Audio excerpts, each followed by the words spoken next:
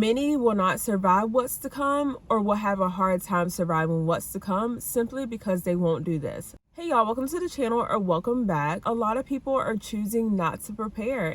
Let's start off with an emergency fund. So ideally, we all should have an emergency fund of 3 to 6 months worth of expenses. So those expenses are going to cover things like your utilities, your gas, your rent, your mortgage, things like that. The average person just doesn't have that. Most people don't have an emergency fund. Tough times are here and have been, so that's really not realistic for most people. In fact, 42% of people don't have an emergency fund. You can guess the reason why. People are strapped for cash, times are hard, rates are going up with rent, mortgages, utilities, insurance, and yet the pay is not going up for most people. So that equates to people just not having a rainy day fund. You're not able to get ahead anymore. Most people are living paycheck to paycheck, and most people are actually 1 to 2 paychecks away from losing everything. That 42% number that I just gave you breaks down to 2 out of 5 people. So 2 out of 5 people have no emergency savings, which is very scary. I was like, oh, 37 years until I retire. I could do this. I don't have a savings account. There's hardly anything in my 401k. I'm not retiring. It's borderline impossible to save money. Like, especially if you're already like sacrificing, like not going out as much, not doing this, and that. Like, what am I supposed to do? What am I supposed to save money and not eating, not getting gas for my car, not getting tissue paper, paper towels for my apartment? Like, where am I supposed to save the money at? Like, really, you just need to make more money, which is like also a hard thing. Like, now you gotta think, okay, what can I possibly do to make some more money? And then 9 times out of 10, before you make some money, you're gonna have to invest some money so that you can start making some more money. And it's like, dang, like, what am I supposed to do? Like, honestly, what am I supposed to do? A lot of this will tie in together. A lot of people can't do emergency funds because they're not getting paid a livable wage, or they have so much money going out opposed to what they have coming in. We're going to roll this into tariffs. Now we're going to run into another issue because of these tariffs. So a lot of people are pleased with what's going on with the tariffs, but keep in mind this is still a 90-day pause and a lot can happen in 90 days. There's still a huge amount of uncertainty, and because we don't know what's going to happen, like the tariffs can be raised or they can decrease. China may decide that they don't even want to work with us or deal with us at all and just use other countries because, again, we're not the only country that they can work with. So we also have to think about these small businesses and the retailers that's going to now have some of this merchandise coming over. We are definitely going to be paying more for these items. I don't care what anybody says. They don't want to pass the cost on to consumers. Okay, they may not want to, but they're going to have to. Company is not going to eat the cost. Even if it's 10, 15, 20, 30, 40, 50%, they are not going to eat the cost of this for their consumers. They're just not. But even small businesses and retailers now have to get this merchandise over here. So in turn, these cargo ships and these freight companies have to get these items over. And because they're having that influx, I feel like there's going to be an issue with freight. Like, the freight price is probably going to go up for these people. So in turn, somebody's got to eat the cost for this freight because they're trying to rush and get these things over here. So again, demand, supply and demand. A lot of people are going to be trying to get over all the merchandise that they can within this 90 days because they don't know what's going to happen, at least the companies and businesses that can't afford to. It just doesn't seem like anything's getting better. It seems like everything is getting worse, and I really truly just don't know how a lot of people are going to be able to stay afloat and survive this. Like, between losing their jobs, like losing homes because they don't have a job and they can't afford that. People are getting evicted because they don't have jobs and can't pay. Financial assistance programs like rental assistance programs, I'm sure they're out there, but I don't know how much they help and how much they're able to help at this point because, again, funds have been cut.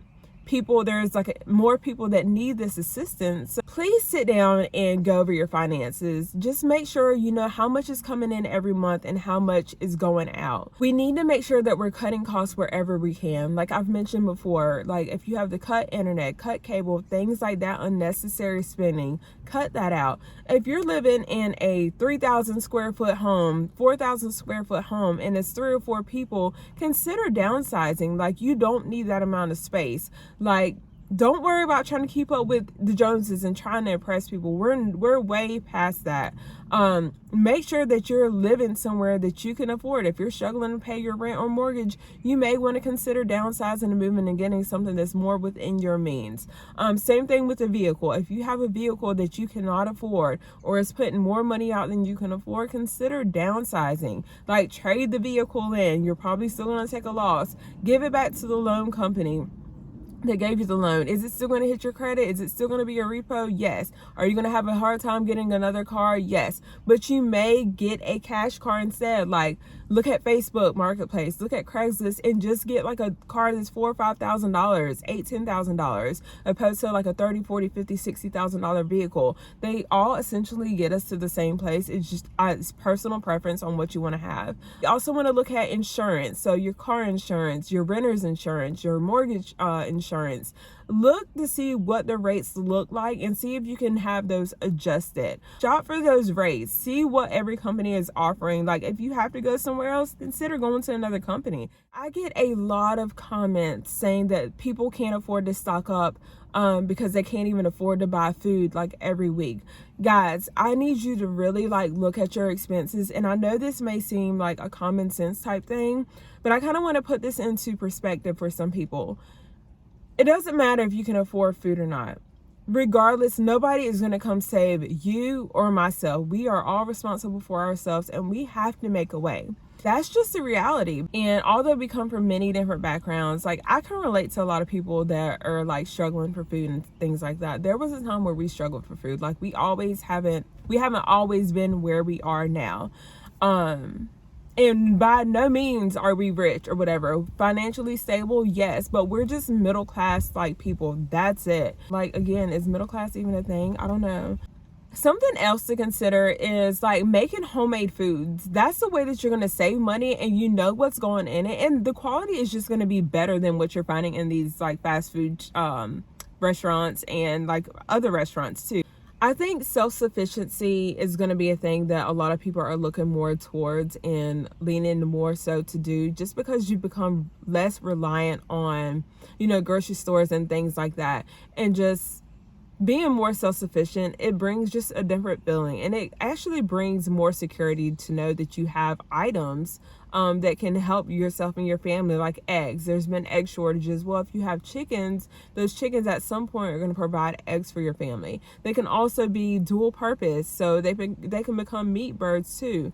And I think right now we need that. So I think just considering the circumstances, we have to prep financially the way we can, and don't let anybody make you feel bad about the way you prep. Please don't feel like you have to go out, for one, and panic buy, but please don't feel like you have to go to like Costco's or Sam's or Publix or Harris Teeter or some of these stores that are a little pricier to shop.